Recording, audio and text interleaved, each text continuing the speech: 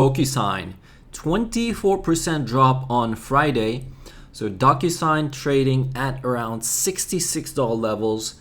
That's pretty much lows that it tested after its last earnings. Right here, if you guys remember, it dropped in March from 92 all the way to these $70 levels, tried to bounce, came back down to these levels in May, and then it had a bounce again, but not like a super clean bounce like it did here in April.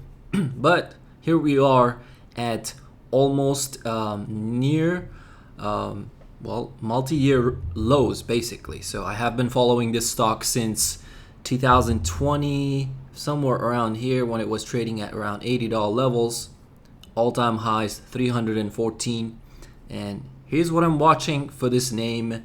If we do see more selling from here, from these $65 levels, if it does slip, we have to go back to these years. So we have to go back to 2019 and 2020. And we have a gap somewhere here in 2019 where stock bounced from 47 to almost 55.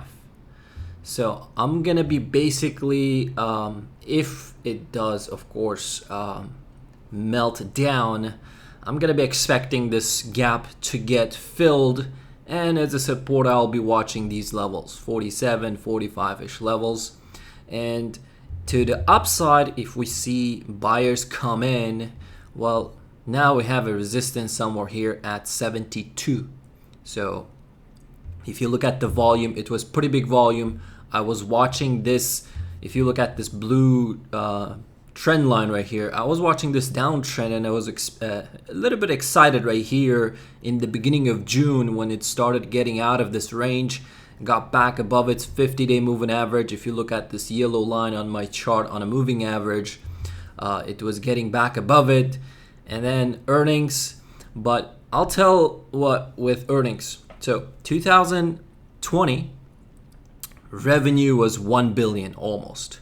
2021 revenue was 1.47, so 1.5 billion. 2022 they're expecting to be making around 2.1 billion. So revenue is still growing, okay, even though it's back at that same price. I'm not. Let's take a look. Let's not be too. Let's take a look at the P. Just out of curiosity, what's Docusign trading at in terms of price to earnings? Forward price to earnings, 32.7. So market capitalization is 17 billion, 17.5 billion. Yes, revenue is growing, but usually when companies are growing at that pace, like 50% every year or 30% every year jumping, well, expenses are gonna grow about the same, more, sometimes even more. They will be making more money, but they have to spend more money to bring that much more money. So that's why, in terms of valuations, why not? You can definitely hit those 47, $45 levels if we do see the stock lose this $64, $65 support. And to the upside, well, I'll tell that anytime you see this kind of drop, big drop, 25%, it's pretty huge, and it has done it many times. Even right here in December, look at this drop.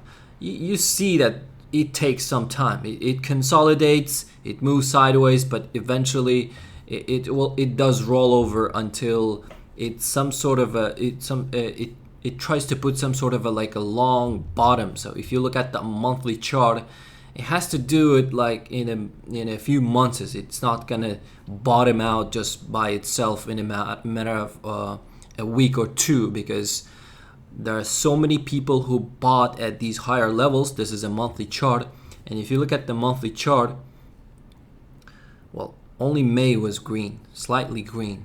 And if you look at it, selling for the past 7-8 months non-stop. on a monthly candles. So there are a lot of back holders, that's the point, and there's no trying to be a hero with this name. So that's why I'm watching the stock basically to go lower, even if it tries to chop around and try to bounce slightly. I do expect the selling resume once it gets back to these levels of 64 once again, because it doesn't have to just slip from there and just sell off straight from there. It can definitely try to bounce, move sideways, and then eventually roll over. But those are the levels I'm watching for Docusign. See you in the next one. I'm not going to look at option activity, by the way, but we'll do it next time. Thanks for watching. Peace.